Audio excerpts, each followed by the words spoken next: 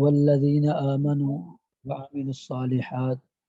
سندخلهم جنات تجری من تحتها الانہار خالدین فیہا ابدا والذین اور وہ لوگ آمنوا جو ایمان لائے وعملوا الصالحات اور انہوں نے نیک اعمال کیے سندخلہم ان قریب ہم داخل کر دیں گے ان کو جنات ایسے باغات میں تجری من تحتها الانہار جن کے نیچے سے نہریں چلتی ہیں خالدین فیہا اس میں ہمیشہ ہمیشہ رہیں گے لہم فیہا ان کے لیے ان باغات میں ازواج بیویاں ہوں گی مطہرات پاکیزہ وندخلہم اور ہم داخل کر دیں گے ان کو ذلا ظلیلا سائے در سائے میں تو یہاں پیچھے اللہ تعالیٰ نے یہودیوں کے جو حالات تھے اور یہودیوں کے جو برائیاں تھیں اور جو ان کے اندر بری خصلتیں پائی جاتی تھیں ان کا تذکرہ کیا اور اس کے بعد یہاں اللہ تعالیٰ نے اہل ایمان اور ان کو جو ملنے والی نعمتیں ہیں ان کی طرف اشارہ کیا ہے تو فرمایا کہ والذین آمنوا وعملوا الصالحات اور وہ لوگ جو ایمان لائے اور انہوں نے نیک اعمال کیے یہ بات یاد رکھیں کہ ہمیشہ صرف ایمان جو ہے وہ انسان کے لیے کفایت نہیں کرے گا جب تک انسان اعمال صالحات بجا نہ لائے اگر کوئی شخص ایمان لاتا ہے لیکن اس کو عمل کرنے کی مہلت نہیں ملتی تو اس کا ایمان اسے نجات دے دے گا ایسا ایمان اپنے صاحب کو نجات دے دے گا لیکن اگر ایک بندہ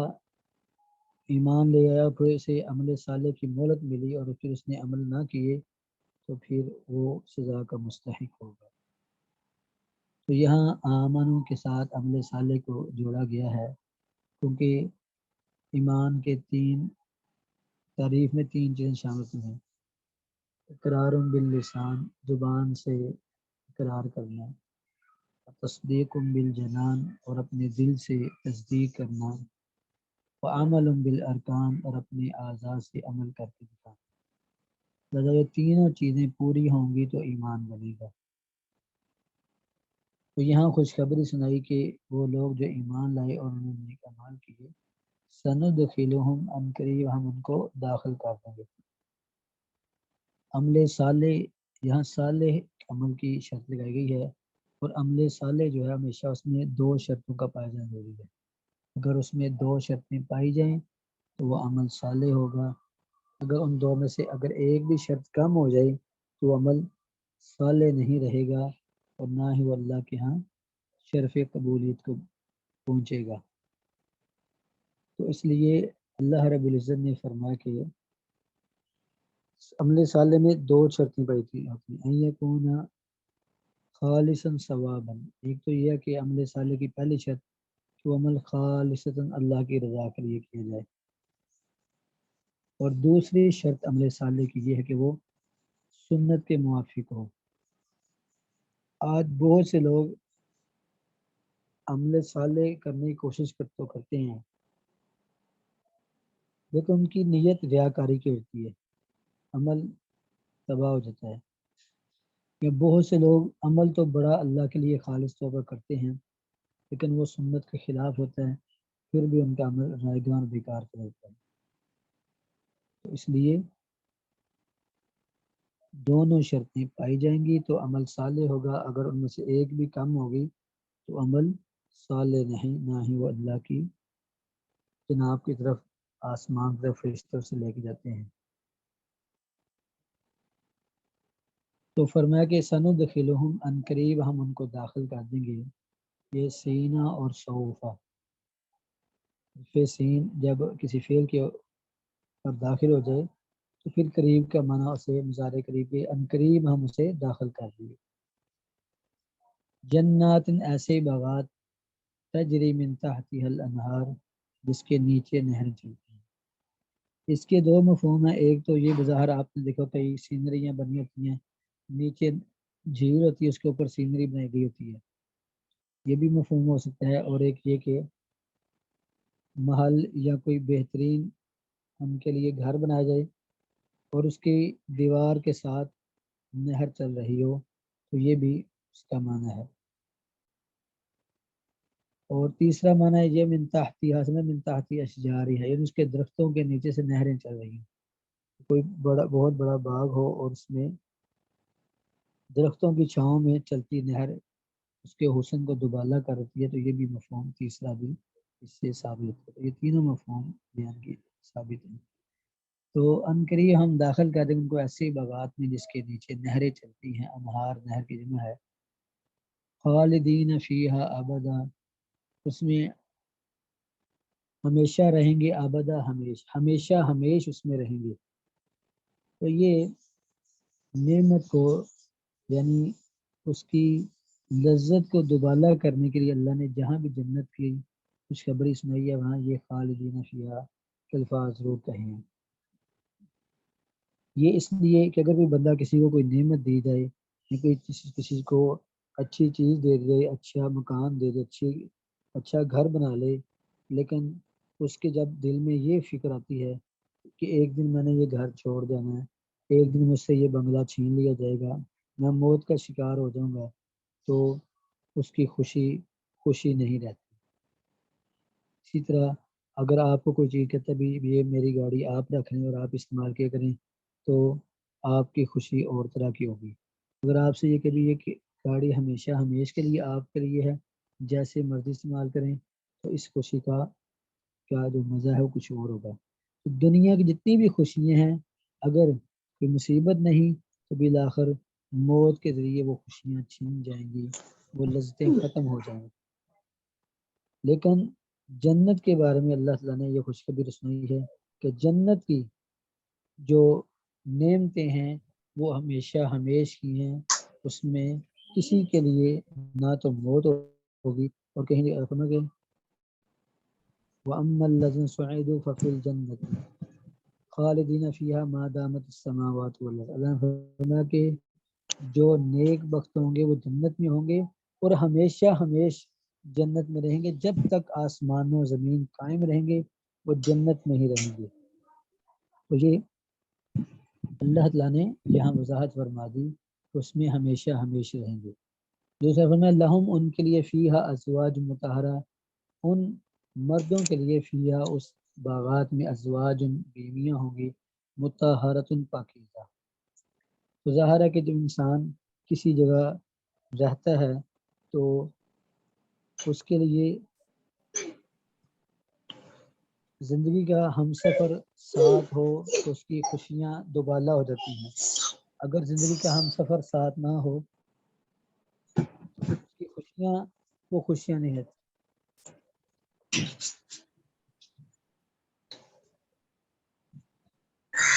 تو خوشیاں نہیں رہتی. اس لیے اللہ تعالیٰ نے یہ بیان فرمایا ہے کہ ان کے لیے وہاں ان کی ساتھ بیویاں بھی ہوں گی, تاکہ وہ زندگی کی جو لطف اندوز ہونا ہے زندگی سے یا زندگی کو پرسکون بنانے کے لیے ان کی بیویاں بھی ان کے ساتھ ہوں گی. تو دوسرا یہاں ازواج یہ زوج کی جمع ہے, تو ان کے لیے بیویاں ہوں گی اس باغات میں مطہرۃ پاکیزہ. پاکیزہ سے مراد کئی معنی اس کے بیان ہیں. مطہرۃ ایک تو یہ ہے کہ وہ میل کچیل, پسینے کی بدبو یا مینسز یا اس طرح کے حیض نفاس کے جو قباحتیں ہیں ان چیزوں سے وہ پاکیزہ ہوں گی. اور دوسرا اس کا مفہوم یہ ہے کہ وہ مطہرۃ پاکیزہ سے مراد یہ ہے کہ وہ حسد, بغض, کینہ, عداوت یا نفرت یا اس طرح کی منافقت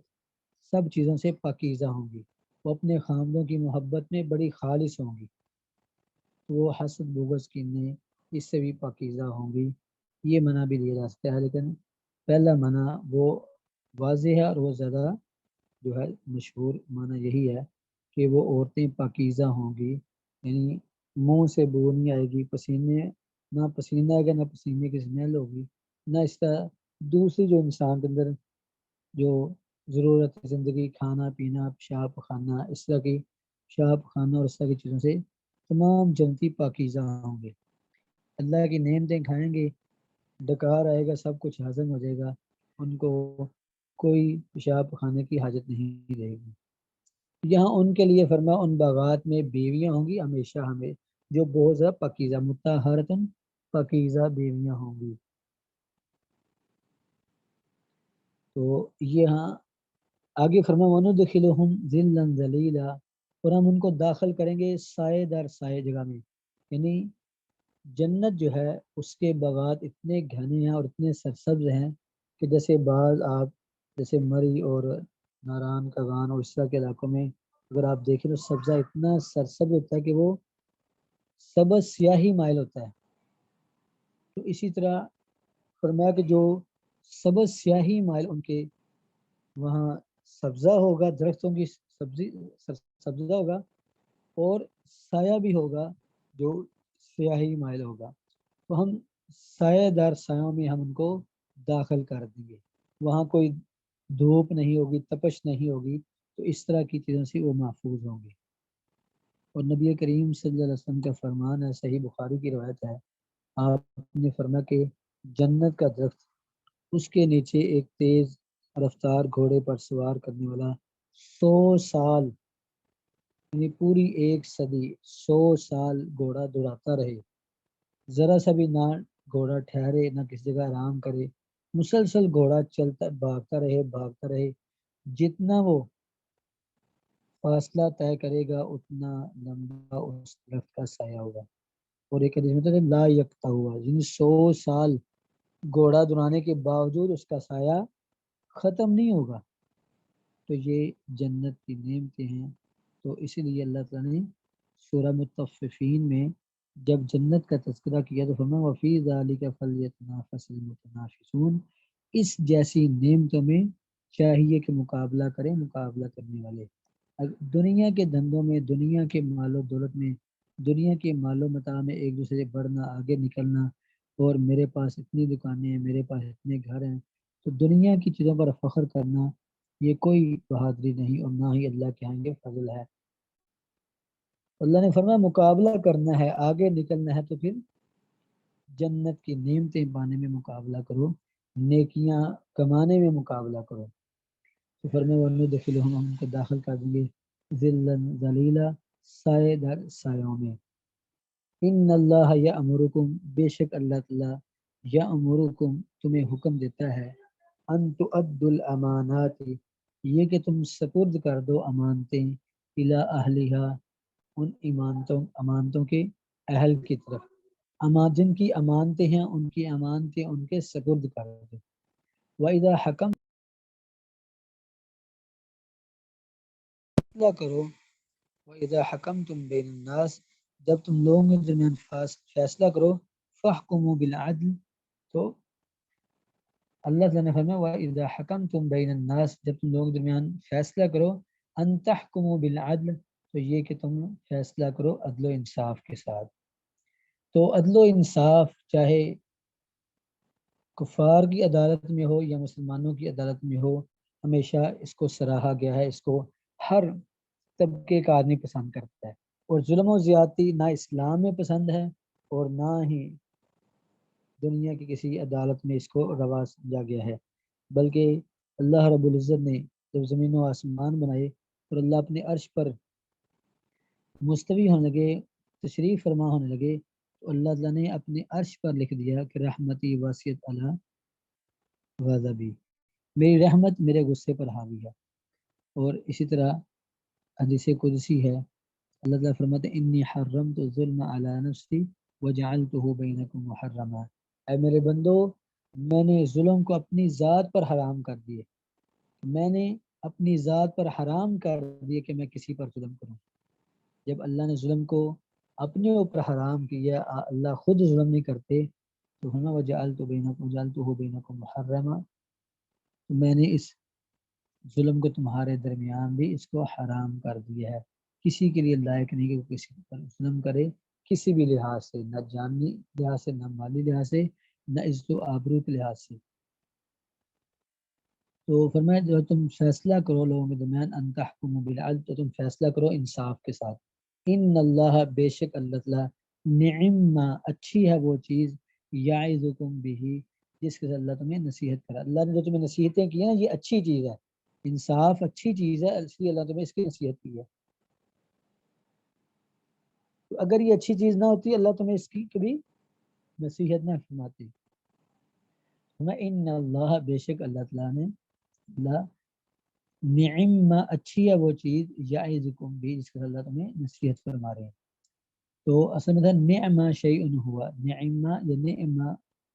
ما ہوا شیء، تو یہ اس سے بنا ہے، یہ مخفف ہے 2-3 حروف کا،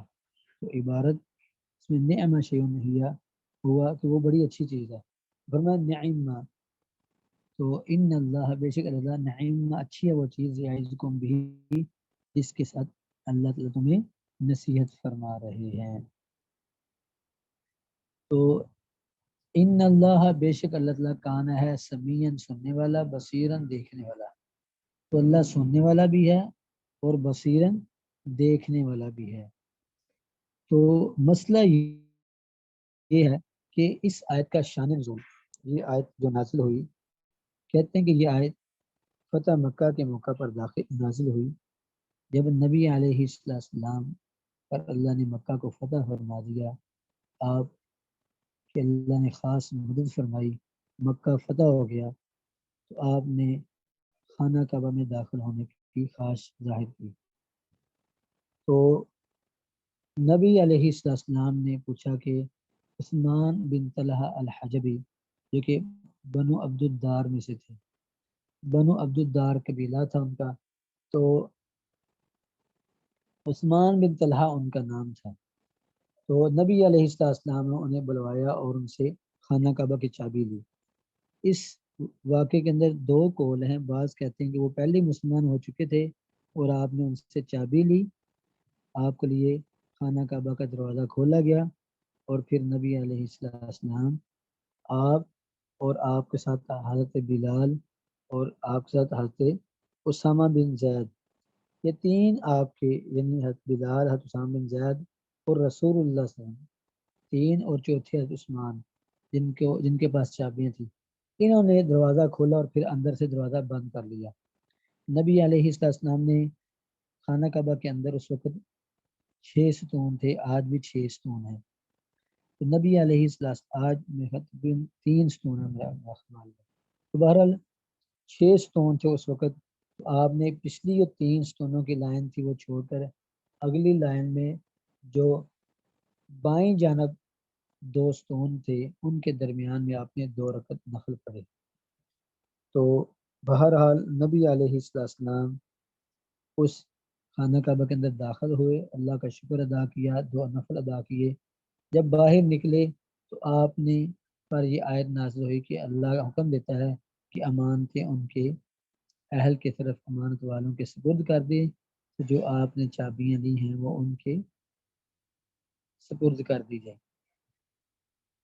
تو نبی علیہ السلام نے ان چابیاں ان کے سپرد کر دی۔ بعض میں کہ وہ مسلمان ہی ہوئے تھے، حضرت علی نے ان سے چابی مانگی، انہوں نے انکار کر دیا، تو حضرت علی نے اس کی ایک بازو کو پکڑ کر اسے جب بل دیا تو اس نے چابیاں خود بخود پکڑا دی۔ پھر صحابہ نے انکار کیا کہ ان کو کیا ضرورت ہے دینے کی، تو اللہ نے اس آیت مبارکہ کو نازل کیا کہ امانتیں ان کے اہل کے سپرد کر دیں۔ تو جب چابیاں ان کے سپرد کی گئیں، اور پھر آپ نے جو ہے روایات میں ہے، اور بعض کہتے ہیں کہ نہیں، یہ قیامت تک کے لیے ان کی اولاد میں واپس کر دی گئی۔ تو عثمان بن طلحہ الحجبی رضی اللہ عنہ کے پاس وہ چابیاں واپس ان کو سپرد کر دی گئیں۔ تو جب انہوں نے کبھی پہلے مجھ سے سختی کے، مجھ سے چابیاں نہیں لی اور آپ واپس کر رہے ہو، تو حضرت علی رضی اللہ عنہ فرمانے لگے اللہ تعالیٰ نے تمہارے بارے میں قرآن نازل کر دی ہے۔ جب اس پر یہ آیت نازل پڑھی گئی تو اتنا خوش ہوا کہ وہ بلا ساختہ، وہ بلا تردد اس نے شہادتین کی اقرار کیا، اشہد ان لا الہ الا اللہ اشہد ان محمد رسول اللہ۔ تو یہ چابی پھر حضرت عثمان بن طلحہ کے پاس رہی، پھر ان کے بعد جب وہ فوت ہوئے ان کے بھائی شیبہ ان کے پاس آ گئی، اور پھر آج بھی سعودی حکومت سے پہلے یہ چابیاں مختلف لوگوں کے پاس تھیں، لیکن جب سعودی حکومت قائم ہوئی تو انہوں نے وہ چابیاں دوبارہ اسی حضرت عثمان بن طلحہ الحجبی رضم کی اولاد کے اندر دوبارہ ان کو واپس لوٹا دیں، اور آج بھی وہ چابیاں خانہ کعبہ کی انہی کے پاس ہیں۔ جب کوئی بادشاہ آتا ہے یا سعودی بادشاہ اور خانہ کعبہ پہ وہ اندر سے دیکھنا چاہتا ہو تو ان کے لیے پھر ان کو بلایا جاتا ہے اور خانہ کعبہ کا دروازہ کھلا رہتا ہے۔ تو اللہ تعالیٰ نے حکم دیا ان اللہ بے شک اللہ تعالیٰ یہ امرکم، اللہ تمہیں حکم دیتا ہے ان تؤدوا یہ کہ تم سپرد کر دو، ادا کر دو الامانات امانتیں الی اہلھا امانتداروں جن جن کی امانتیں ہیں ان کے اہل کی طرف سپرد کر دو۔ وَإِذَا حَكَمْتُمْ بَيْنَ النَّاسِ اور جب تم لوگوں کے درمیان فیصلہ کرو ان تحکموا بالعدل تو پھر تم فیصلہ کرو عدل و انصاف سے۔ ان اللہ بے شک اللہ تعالیٰ نعم اچھی ہے وہ چیز یعظکم بھی جس کے ساتھ اللہ تمہیں نصیحت فرما رہے ہیں۔ ان اللہ کان سمیعا بصیرا بے شک اللہ تعالیٰ سننے والے دیکھنے والے ہیں۔ میرا خیال کافی اتنا ہی۔ تو البتہ عدل کا معنی ہوتا ہے کہ انسان برابری کرے، برابری یعنی کسی ایک طرف میلان نہ ہو بلکہ دونوں سے برابر کا سلوک کیا جائے۔ تو عدل جو ہے یہ ایسی چیز ہے جو ہر معاشرے میں، ہر امت میں، ہر مذہب میں، ہر دین میں اللہ تعالیٰ نے اس کو روا رکھا ہے، اس کو عزت بخشی ہے۔ یہ تو کچھ احکامات ان دو آیات کے حوالے سے، کوئی سوال پوچھنا چاہتے ہیں تو پوچھ سکتے ہیں۔